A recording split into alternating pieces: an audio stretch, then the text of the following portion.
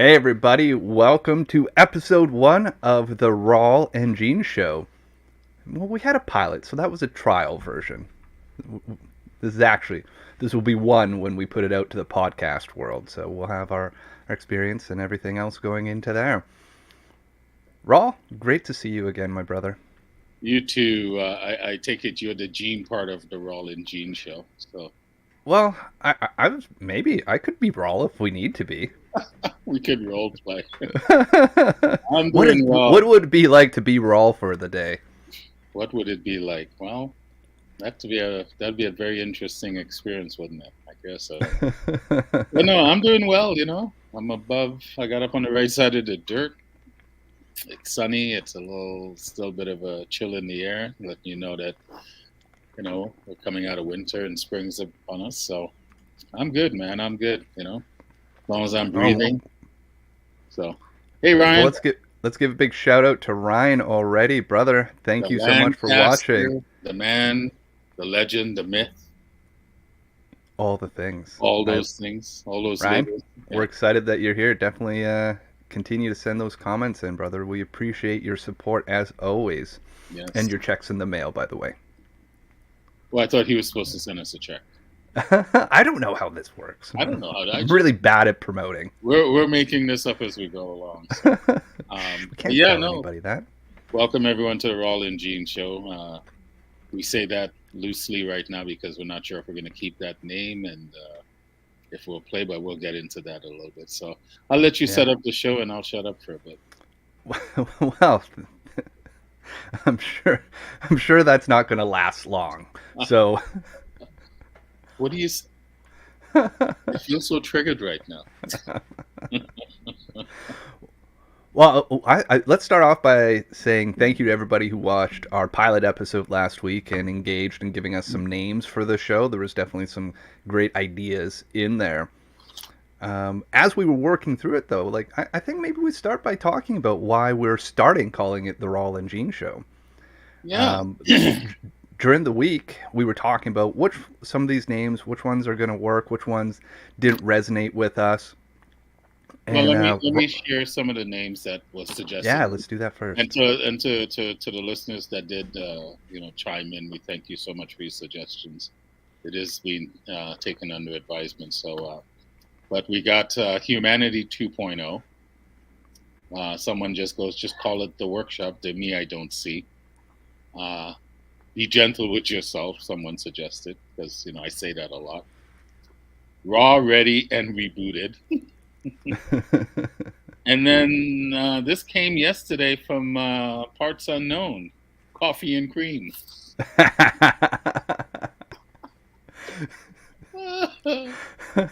love that. So that one was for me sitting around. My brain acts weird all the time, and it's just like, wouldn't this be a funny name? Coffee and Cream. And I sent it to Rawle, and I could hear the laughter in his response over text message. He's like, I'm laughing with approval right now. Our next step was like, let's go find out if this name's been taken. And it has, by two friends that are doing the exact same thing that we're doing. So I'm like, those jerks, but awesome at the same time. Went and followed them on Spotify. But I think you can still use it, can't you? Well, I don't think I don't know, unless you trademark something like that. Yeah, you could, but I wouldn't want to, when you're trying to build a brand or trying to build anything that's an offering like what we're putting out there, first off, I wouldn't want to take away from what somebody else is doing with that name, even though it may or may not be trademarked. And then it kind of dilutes going, well, how are they going to know if it's Rawle and Gene or if it's the other two gentlemen from the States that are literally sitting around in a coffee shop talking about things that we're talking about? I can always call them up and make them an offer they can't refuse. Why is Mr. Ruffles head in my bed? If you don't know The Godfather, then you wouldn't get that reference. So. Well, the other side of this as well is Rawle brought up an interesting point when there was a little bit of pushback when he said, well, why don't we just keep it simple and call it the Rawle and Gene Show? And his pushback was, when was the last time you actually did something that you weren't hiding behind your company name? or hiding behind another name? And I felt that was an interesting question because immediately I was triggered, going, "Well, how dare you call me out like this?" And but he was right. Everything that I've done around Peel Back has always had the Peel Back name. The live cast conversations with is always with the guest, and I don't usually put my name out front So and foremost. I'm inviting you to peel back the curtains. Oh, we're gonna lift the fog on this a We're little bit, I gonna. feel. This is really a show about two coaches coaching each other. Isn't it? Like that says we're taking our. I guess we're gonna drink our own Kool-Aid on this I'm gonna show. drink It's my own like come Kool-Aid. into it and do that. Good morning, Neil, as well. Hi, Neil's watching us on YouTube, and I know we got a few other watchers on Facebook from the Peel Back channel. So definitely thank you all for being part of it today.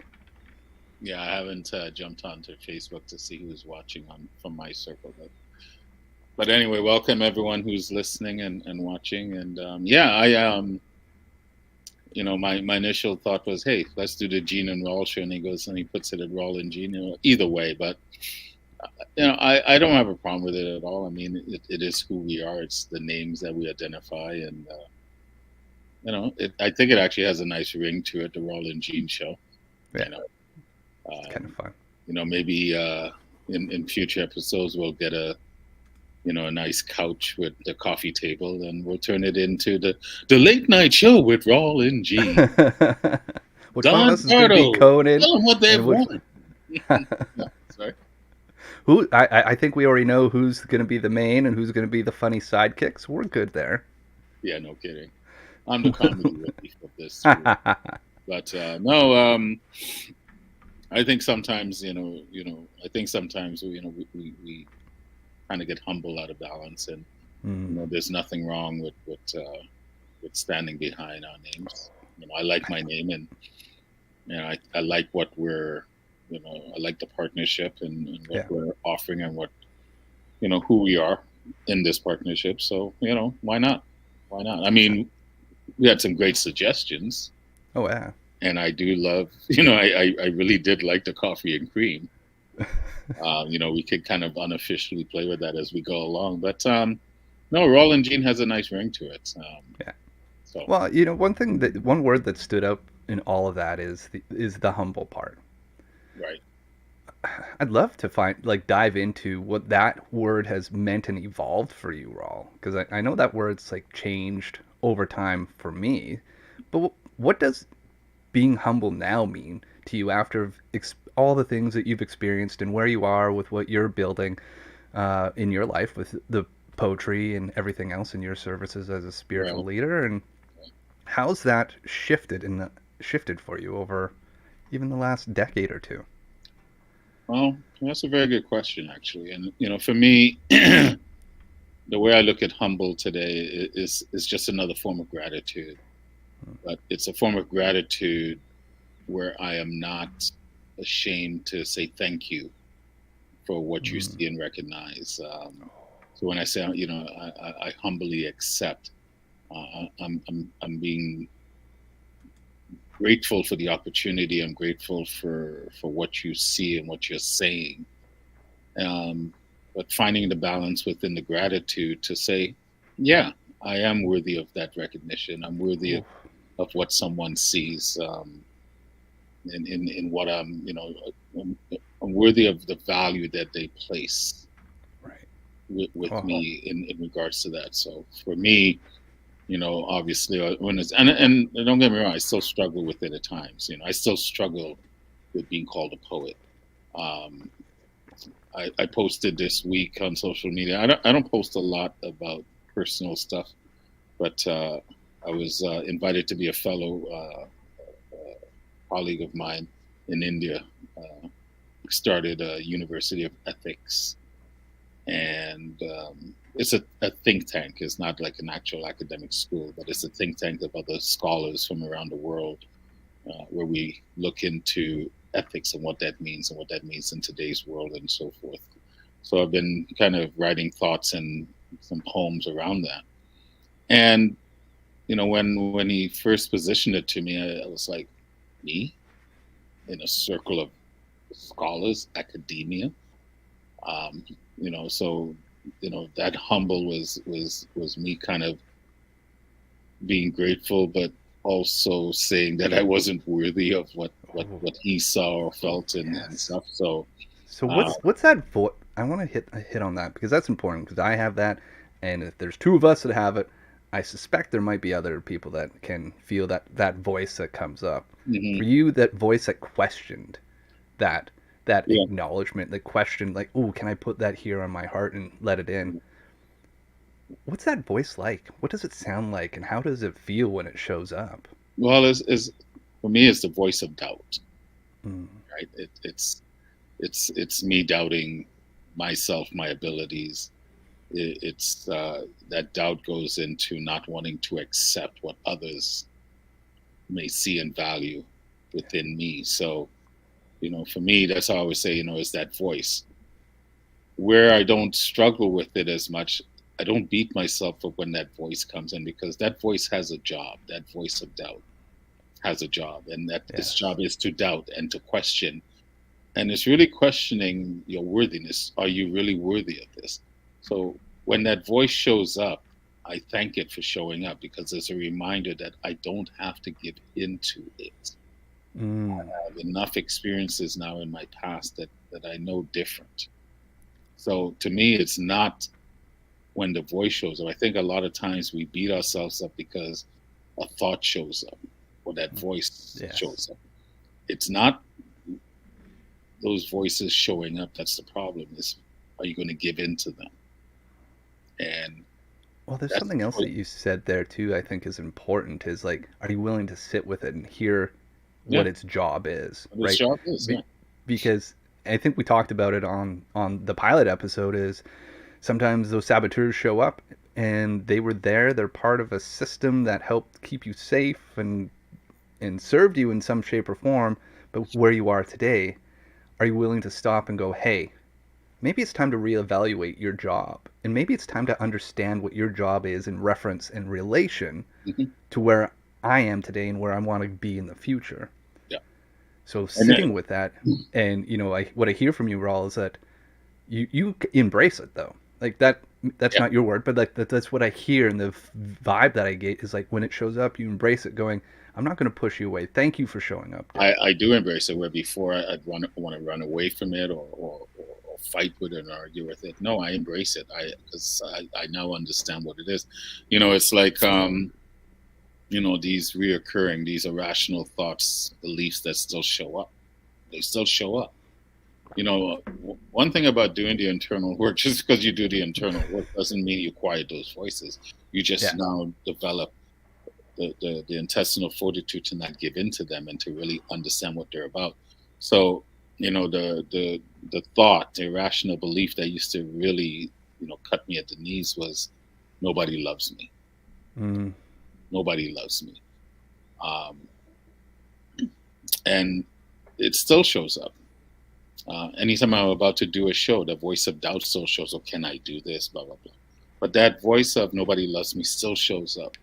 And when it does, I greet it. I go, hello, my old friend. Good to hear your voice. It's been a while. How you mm, doing? And I go, nobody loves me. Okay, you're here for a reason. Let's look at why you're here. Nobody loves me. Hmm. Paris, Zen, Irie, my mom, my dad. Wait a minute. You just said nobody loves me. That is not true. That is a lie. Oh, wait. I have one more. I love me. oof, Thank you for showing up. Thank you for the reminder. You have to go now. yes. Thank you Oh, very much. And I.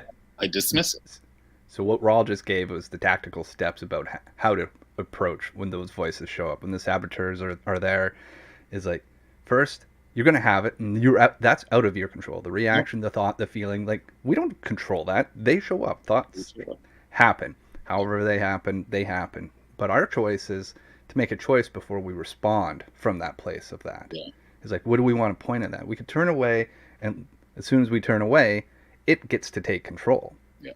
But if we turn and look at it, going, "Hello, my old friend. And the What's deeper happening?" and the deeper process to that is, it's like I understand now if you want to use the word vision of how I want my life to be. My mantra is simply to live a joyous life in Right. service of others. And because I choose to be joyous, not happy, joyous. Mm. Happy is a moment for me. Yes. So I look to fill my life with lots of happy moments.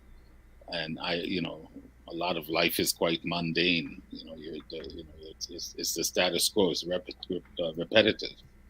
So when happy shows up based on the events that I've created or what others have created, I embrace it, I enjoy it.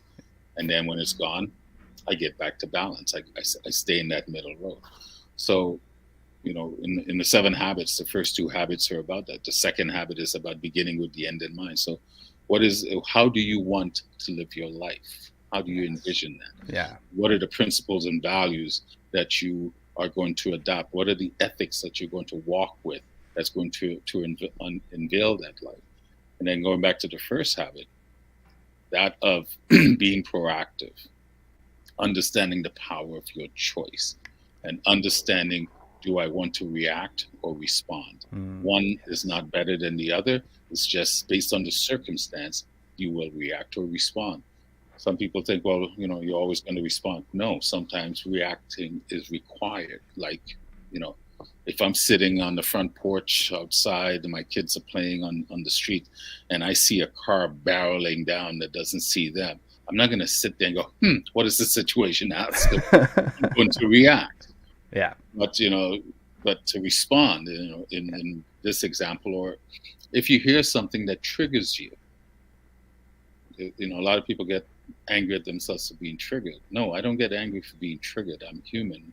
We're emotional beings. But can you ask yourself, when that situation happens, step back and go, what is this situation truly asking of me? Yes. There it Is there is. truth in the situation? If there's truth in it, why am I getting triggered? Oh. If And there's no truth in it, why am I getting triggered? So, right. And even that word truth can be a bit of a snake's den to go yeah. into, right? But like if you can stop, face it. And one of the things I talk about with my clients is like when we are going through an experience of like really deeply feeling the feeling and giving it names and tying it to where it's in their body, then it's like, okay, what is behind the feeling? The feeling Yeah. is a messenger. Who's Yeah. sending the message? Yeah. What is sending that message? And you're right, sometimes our our bodies are incredible. We do have the ability to react without thinking to save ourselves from a survival mechanism or save the ones we love. Mhm. And that can also be a double-edged sword Yeah. when we're not always being in a survival situation. Yeah. It's like what's thriving, I think, demands that ability to be present, to take that pause, to add the pause between the reaction and the response. Yeah. It's like that's when you know, did I have more pauses today when I was in a position of thriving? Yeah. Holding yourself accountable in that stage of when life is thriving. When you're surviving, you got to do what you got to do, and you're going to be. And again, it's like hold a little bit of gentleness for yourself through that, and take what you can learn from it for when you are in those positions of an opportunity to thrive. Like Rawle says, when you know where you're going and how you're going to be proactive with that, that all kind of adds to that depth of that pause. Yeah. And it's just knowing who you really want to be in that moment, but also in that situation. We focus a lot of times on the external situation. Well, how do you want to be? You Mm. know, everyone wants to be good and do the good work, but how do in any situation? But how do you really want to be? And that comes from really understanding who you are. One of the things that intrigues me, about being associated with the University of Ethics is the fact that we're concerned. Have we lost our ethics? What does that mean today? Mm. Well, I kind of go deep and I go, well, when we talk about ethics, are we only talking about things that are ethical when things are good and beautiful? Do ethics apply to when bad and ugly show up as well? Mm. Because how can one know light without dark? So, is there ethics in the so called negativity of life? And I think there is. Because if everything is about learning, then I know I need dark and light to learn, to round out my full understanding of anything. So, Right. I think the biggest thing is knowing who you are and knowing all these things that we're talking about. But at the end of the day, all these concepts, like ethics and resiliency, are also verbs. They're action. You have Yes. to make a choice and then put it into action. Intent is great. Intent is one thing, but intent sits in the ether. Yeah. You have to then implement intent to see what consequences you will get from that intent. And sometimes it comes out the way you want, sometimes it doesn't. Yeah. But either way, you can't just go, well, my intent was honorable. I understand that. But the actions from what your intent was may not have turned out to be honorable Right. and what you wanted. So, I hear sometimes we there's go ahead. kind of two pieces to when you're setting that direction, right? Like, Yeah. what is your intent? So you're setting, here's where I want to be. How do you want to be? Who do you want to be on that journey of that? And how are you going to pull back to that intention to tie your intentions with your actions, and maybe even building in a opportunity to reflect on that on a regular basis? Hmm. Did my actions reflect my My intentions? intentions, exactly. But And and flip wise, did my intentions reflect my actions? Because I think maybe your that's actions could score above where your intentions are. Is there an opportunity to always be closing that gap and making that gap right so you can be right with yourself? closing the gap depends on the experience. Sometimes the gap is non-existent. Sometimes the gap may be wide, depending. And to be gentle with yourself after the fact, when you're in hindsight, going back and reflecting and and being honest. Once again, it's about being brutally honest. But I think a lot of times people get stuck in the intent. Well, my intent was Yeah. this. Well, what's that old saying? The road to hell The is road to paved hell with is good paved with intentions, good intentions. right? Well, they're paved with good intentions because that's all that we got stuck at, just intentions. Yeah. What actions came once you implemented that intention? Yeah.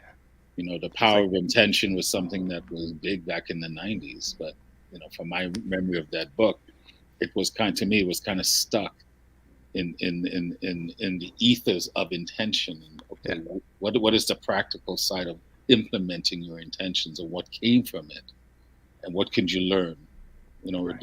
You Well, can have the best plans, like a blueprint can look really good on yeah. paper, but until you actually implement it, you don't know what you need to tweak, what you need to change, what you need to get rid of, what you need to replace it with. What do I need to put something else in if that doesn't work? You can only know that through action, not just Oh, intention. So well, what I hear here as well is like the the message that's coming out for me, or the imagery that's coming up for me, is like hearing you talk about intentions and actions, how they tie together. It's like you can have intentions, but the actions is like the delivery method of it. yeah, So you put your intentions in there. Are you creating, crafting the actions that can actually hold that intention yeah, and get it all the way to its endpoint? yeah. Are your actions only going to like get that intention so far before it's like, ooh, that intention's too heavy, drops it out and finishes it along the way? Or can your actions carry your intentions to their end destination, to where you intend to get them to? So I think for that, that's an interesting metaphor to like work on and develop a little bit. Maybe Yeah. even with what we're doing with the Me I Don't See Well, experience is like tying that into how do you make your actions that delivery method for it. this is why I put intentions with expectations. Same thing. A lot of people will tell you don't have expectations. I go, okay, good luck with that one as well. Yeah. As humans, we're going to have expectations. Expectations are not the problem. Have expectations. Have realistic expectations that's based on your skills and abilities uh, to deliver on what you say you're going to do. Yeah. But once you have that expectation or that vision of possibility, then release it. Release it out into the universe, because it will come back. How it comes back may not always fit the picture you have in your mind. And this is where people have problems with expectation, as opposed to, Mm. I'm going to accept what comes back and deal with what comes back, as opposed to, it's like trying to fit a square peg in a round hole. Yeah. It will never work. So I understand the expectation that I release, but I will accept what comes back and deal with Mm. that, as opposed to what I wish it was or what I wanted it to be. So Right? you're not playing in that space of like what could have been, what if. Yeah. Be like, no, you're playing with what is, and that's that place of, again, I pull that back for myself. Of presence is like, how can I be all right with what is, as well. I know we're in a great spot, but we just got a question from Twitch. So the question is, does any part of your coaching others involve religion or spirituality? And Yeah. I think Sorry. Go ahead. definitely Rawle. Let's take you take Well, that away, yeah, sir. I work with all sorts of people, of many faiths. To me, someone's faith is what they have, and who they are, and that's my job is not to question that.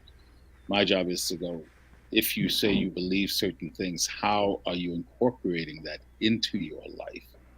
How are you incorporating that into your thinking, into your thought process, into your decision making? When people say, well, I'm a man of God, I go, okay, well, what part does God play in any of those things that you're talking about?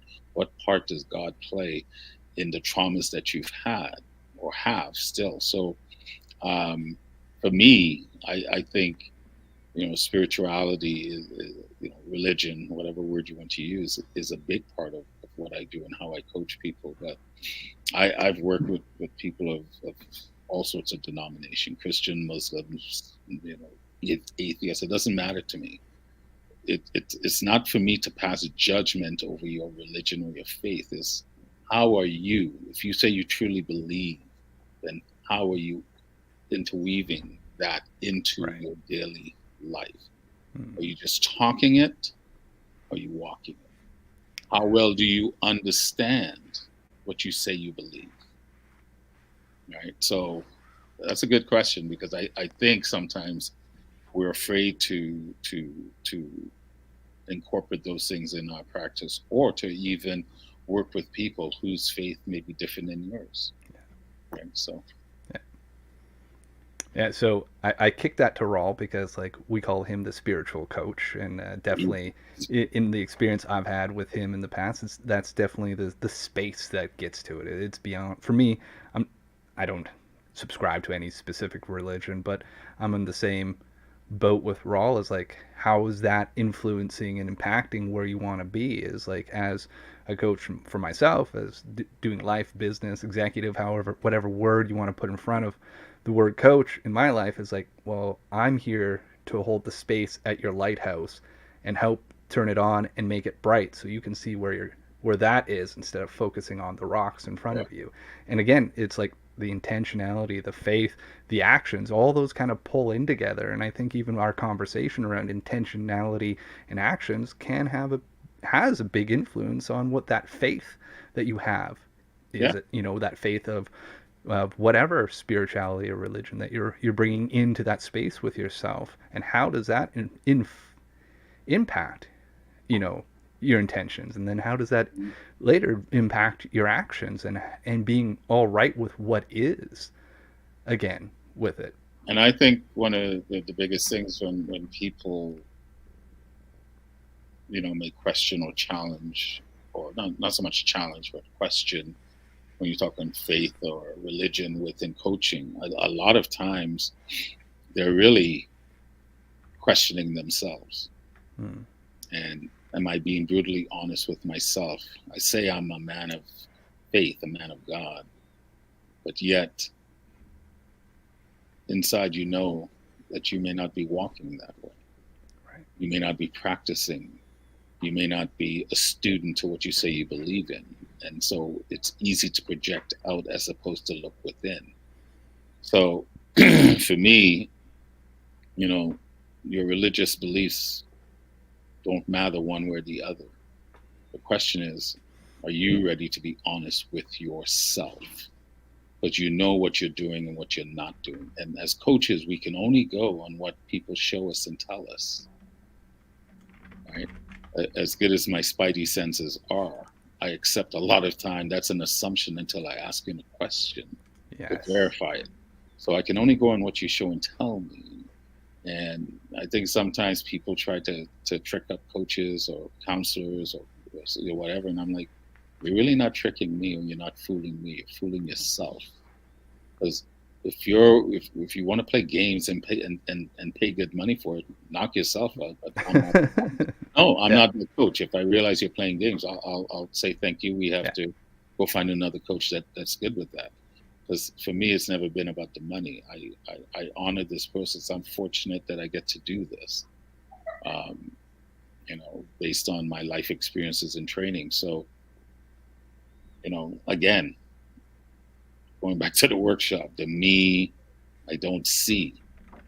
There's a reason why, we fell on that name, because are you really ready to be honest with yourself? I think most people know what's blocking them already. They just don't want to be honest about it. And maybe Totally. it's, I don't want to be hard on the honest part, but are you ready to connect to what you know exists inside? Yeah. And Well, that's what I'm saying.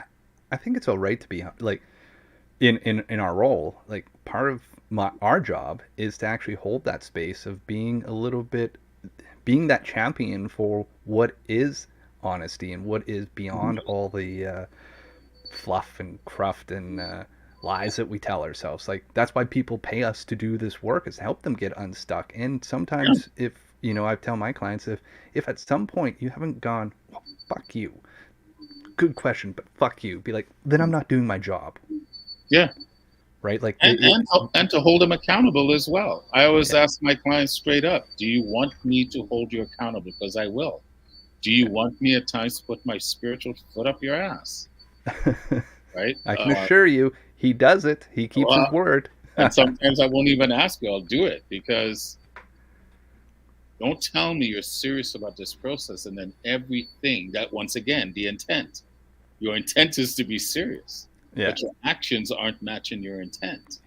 So Yes. who's fooling who? You're not fooling me, right?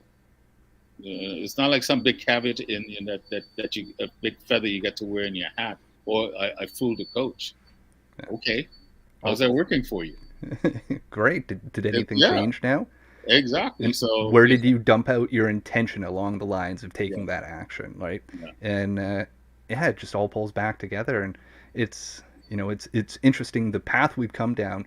Our initial question for those who are just watching now and listening in now is like, we started by asking Rawle how his definition of humble has evolved and what that's mean to him. And over the course of this conversation, we've gotten to this place of how radical and brutal honesty is critical, and how our actions are containers for our intentions, that we need both of them, and to understand at what point are we creating the actions that can contain our intentions, and is it going to get it all the way, yeah. and even further back, how that place of being humble started by opening up and allowing what people are saying to you, for you, championing you, to let it land and let it be at home within you.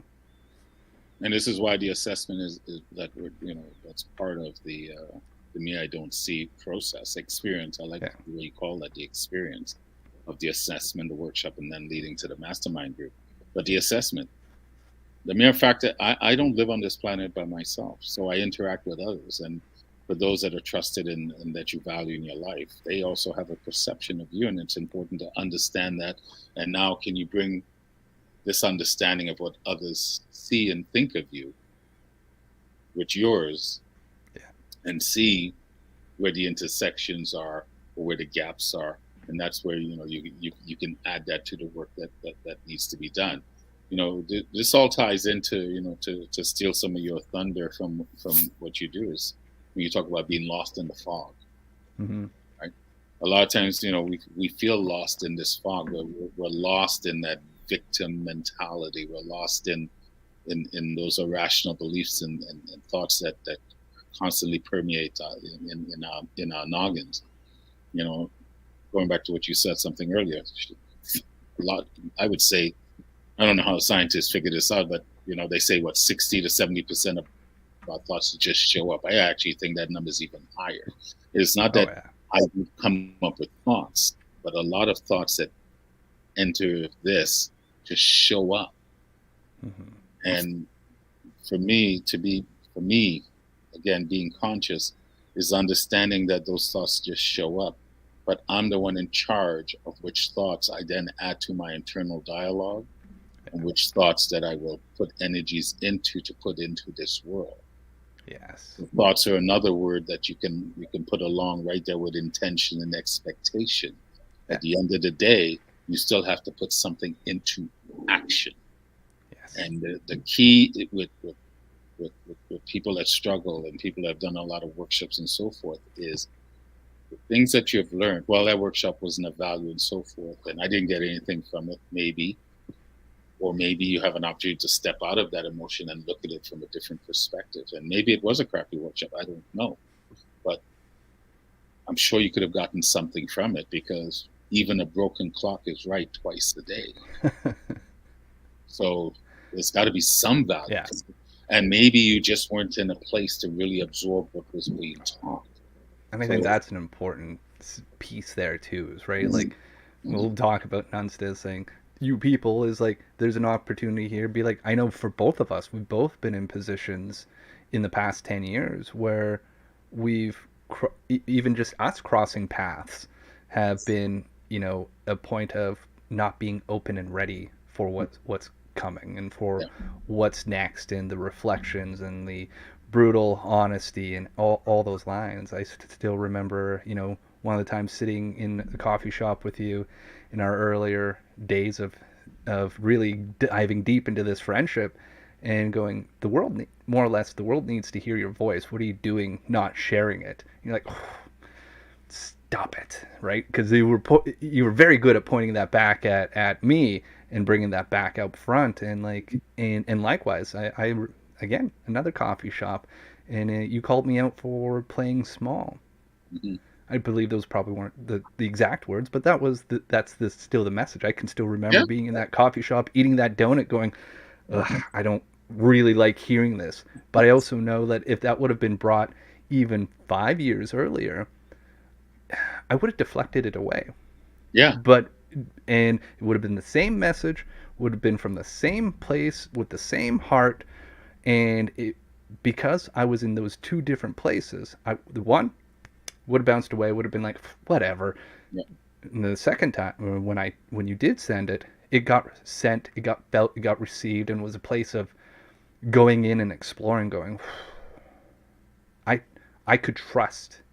I trust Rawle. So even though I'm still struggling to at that time to trust myself, like, well, but I can trust Rawle. So if that's true, then I can let that sit and let that find out what is underneath that. Yeah, and because it's a process. It's a process. When people say, when I say honor the process, it's what I mean. It's a process. For those of you that will sign up for the Me I Don't See assessment and workshop, I'll be honest with you right now. Are you going to hear anything that's earth shattering? That's a new concept under the sun? No, not at all. It might be new to you because you're in a different place. My biggest thing to anyone that's going to sign up and do this workshop with us is I'll keep harping this over and over. Are you ready to be brutally honest with you? And as well, those links are in the comments if you want to go sign up for that. Well, we'll be sending it directly as well. But yes, yeah, but no, it has started, and the assessment is there. And Gene and I over the next couple of days will be, posting and sending it out directly. But at the end of the day, are you ready to be honest? There are people out there that feel that they're not achieving the success that they want. There are people out there that have the success and yet it's not fulfilling, right? I'm in no position to say one is right, one is wrong. You're the one that knows you, and are you ready to be brutally honest with you? Because when I was brutally honest with myself, when I was going through my process with my second coach, my earth angel, is only then when I was really honest and stepped into that state of vulnerability to really share and not worry about being judged or anything like that, is when I started to notice true change. Yeah. And not just being honest, but being honest and then also doing the work and really doing the work, committing yourself, making the choice. And once I made that choice, guess what? It's a choice that I have to make almost every day. Oh, it's sometimes Every even every day. moment, In right? every Like, moment. Exactly. It's not like, oh, you make this choice once and that's it. This is why, so many people are constantly looking for that silver bullet, that quick fix. There's no yeah, such thing. And this is, I was just talking to a friend about it. It's why one of the reasons that the self-help industry just took off in the 90s, because everyone's putting a book out and everyone's got this and that, because everyone's looking. And you got these people that went through a process now trying to sell other people, don't go through your process, here's a quick fix. There's no such yeah, thing no, at all. you know Life is hard because we make it hard because we have these things in our heads. And we're always seeking the path of least resistance, but the path of least resistance still consists of good, bad, ugly, and beautiful experiences. yes, Once you can accept that, yeah, truly accept it, and more importantly, accept that, another word, resiliency, right, is not just a noun, it's active. And your resiliency tends to, more times than not, come from bad and ugly experiences. So, um, anyway, that's just my news, weather, and sports. yeah. I love it, man. It was a great place to start to wrap up this episode of it. Is the resiliency, fortitude, all those things require the action. They There, require. it's to experience it, you have to step into it, to taste it, to figure out, to find out how are you going to wear that, and how are you going to let it be part of you. It's I think it's that when you start to get to that shift of away from going, what is it that I want to do, to the shift of who do I want to be as the top question. Who do I Yeah. want to be today? Who do I want to be in this moment? Do I want to be courageous? Do I want to be funny? Do I want to be bold? Do I want to be resilient? And then how am I going to act? Take that intention and act towards that. How am I going to practice it today? I think that's a key word to it all, is like, it's a practice. It's a practice. It's Practice doesn't make perfect. I think it's Mr. Robbins who says it can make permanent. And so there's a component of that as well. Is like, you could practice all the wrong things, make it permanent. But there's a time to step out and do some deep learning, going, is this practice taking me to where I want to be, or do I need to shift the way mhm, I'm practicing to get to where I want to be, yeah, and making that permanent. yeah. If you want, you can replace the word practice with action. It's the same thing. Yeah. Whatever floats your boat. At the end of the day, you have to get off the couch. This is one of the things I had an issue with The Secret when it first came out. You know, I watched it, I liked it, Yeah. but it almost made it sound like, hey, I just got to sit around on the couch and hold this intention, and things will manifest. No, you got to get off your butt and do your part. Yeah. Um, that's just the way life is designed. And to me, all things are created twice. First in the spiritual realm, and then you have to then come and physically do it. Yeah. So you got to see it and then go do it. And sometimes seeing it, not necessarily through your own experience, you can see others doing it. This is one of the values of other people's experiences, right? And not just the good and beautiful, all of it. Yeah. I could look at someone's negative experience and go, I'm not taking it on. That's their walk, and I'm not judging it and saying you're bad or whatever. No, that's, you do you. Yeah. But I could learn from it and go, you know what? That's Mm-hmm. not something I want to Yes. do. Yeah. That is, so to me, that's a value. And this is, we can learn from each other. But a lot of times we only want to learn from each other when things are good and not when things are bad.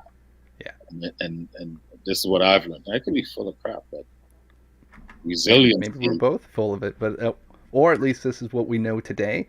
And the Yeah, beautiful part is that we're open to seeing what we're going to learn tomorrow. I'm always And open because things will change. Yeah.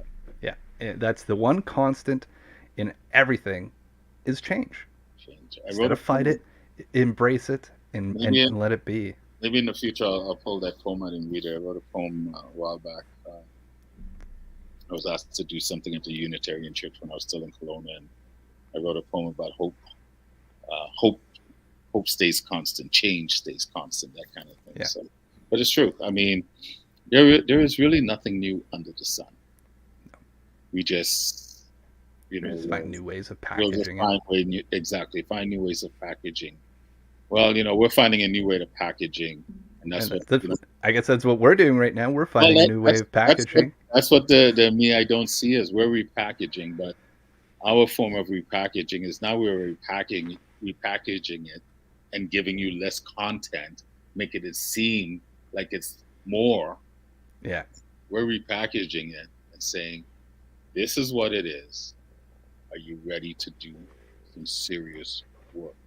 Yeah. Not to say what you've done before wasn't of value, wasn't good. Whoever you were dealing with didn't know what the hell they were talking about. Nothing like that. No. This is, you are here now. And you have heard these concepts before. But what you heard before suited where you were then, and you took what you needed from it.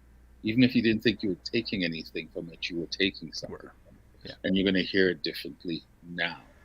And it might move you differently, and it will definitely yield different results. So, getting out of the fog. This is not like in nature in the fog that is just, you can't blow a fan, it's going to go away. Nature will lift it. In this mental fog, you have to do the work. You have to be the nature that moves that fog out. You have to do that heavy lifting. So it's a great place to land this episode, brother.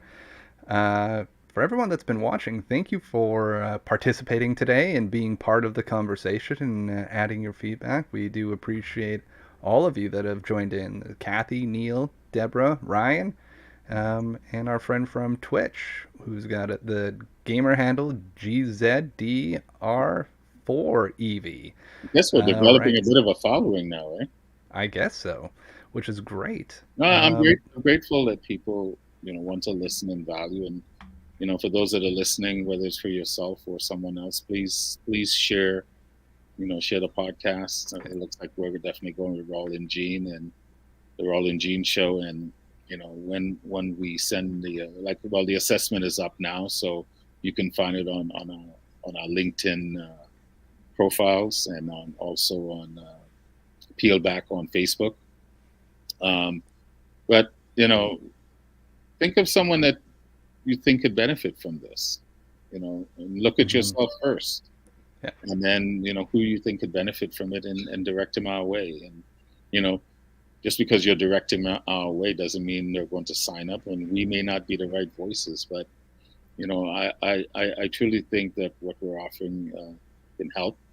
I'm not going to sit here and say it's going to help everyone. What are you, foolish? We should be signing up? No, not at all. No. But there's a lot of if this meets you where you're at today, and what we're sharing continues to meet you where you're at today, we're blessed to have you along on this ride. And as we kind of get to this point of wrapping up, is like, if this does meet you, make sure to follow us and subscribe on Facebook and LinkedIn, and eventually we're going to be on all the audio platforms. YouTube is our primary point where all of our shows are getting streamed from right now, so definitely check those out and follow along and be part of it. We're grateful for for everything, because Rawle, I'm going to speak for Rawle for a minute, but I know we're doing this for ourselves because we enjoy the conversations, and it's an honor to know that others are enjoying it as well and being part of it. I'll say this last thing. Treat and honor yourself the way your heart works. Mm-hmm. When your heart is pumping fresh oxygenated blood to the body, the very first blast of that fresh blood, most people think it goes to the brain. It does not. The heart gets it. The heart keeps it for itself, and then it distributes the rest. But the heart knows if it's not functioning well, I don't care how smart you are, if this is not functioning well, this will suffer and everything else will suffer. And it's the same thing within your world, within your circle of influence. If you are strong, everyone else in your circle is going to be strong. But if you're weak, it's going to affect everyone else. So in this regards, I invite people to be selfish, because the human heart knows how to be selfish in balance. And that's the key, balance. It doesn't send it all out and hope some comes back. It takes what it needs and sends the rest out. Yeah. And that's kind of how I live. I follow that model. I only take from this planet now what I need. This is why I charge what I do, because I don't need a whole lot. I figured out what I need to live this life. But so my invitation to people is learn how to be selfish in balance. So. I think that's a great place to end today's show. And we're only 5 minutes over what we said we would do. That's a new record for us. Wow. We're slipping. Well, I must be slipping. So. No, this is fun, and no, I think we keep it short and sweet, and yeah. We'll save the rest for the next show. But then again, we'll get to the next show, and we'll just keep drifting and doing what we're doing. But I am grateful. I am humbled that people want to show up and listen to what we have to say and spend a few moments with us on a Friday or whenever we do these shows. But just look, at the end of the day, you have every right to be how you want to be, period. And it is not my job or anyone's job to judge you. And if they want to judge you, well, I shouldn't say judge, if they want to be judgmental, right? We got to watch how we use that word judging. We live together where we'll judge. But judgmental is a different energy. So I invite you not to be judgmental with yourself and to be gentle with yourself. Mm-hmm. Right? Because it's through being gentle with yourself, you're going to be able to hopefully be able to step back so you can see the insight and the wisdom that you seek, which exists in your past. We'll talk about Volta wisdom maybe next time with the shows to come. Anyway. We've got shows to come. We got shows to come. We got shows. First of many. We are going. You know what? We're going to commit here. Is a lot of podcasts make it to episode. They die before episode 10. We're committing to breaking the episode 10 barrier. We're going. We're going. We're just going to go. Yeah. Even if it's just the two of us in the dark. It's our opportunity to practice. Well, I'm having fun doing this, so why not? Yeah. And the fact that people are showing up, so they must find some value in what we're saying, and at least entertaining. Well, and if that's all we do, then to me it's worthwhile, because and then we've hit it. My invite to people, especially in these times of discomfort that we're living right now in our society. And it's across the planet. We're in a state of discomfort. But it's through discomfort that true transformative change comes. Yeah. Right? And it's learning how to walk through that discomfort. Now, for me, you can walk through this discomfort, I wouldn't say easily, but in maybe a little bit more harmonious way when you're good with yourself, when your internal house is in order. Yeah. You'll tend to walk through this a little bit gently. I'm not going to say it's not going to be hurtful and it's not going to be harsh. No, I'm not saying that at all. But how you show up when these experiences happen, to me, is really dependent on how strong you are, and how well you understand, and how much you love yourself from the inside out. I love that, brother. All right. All right.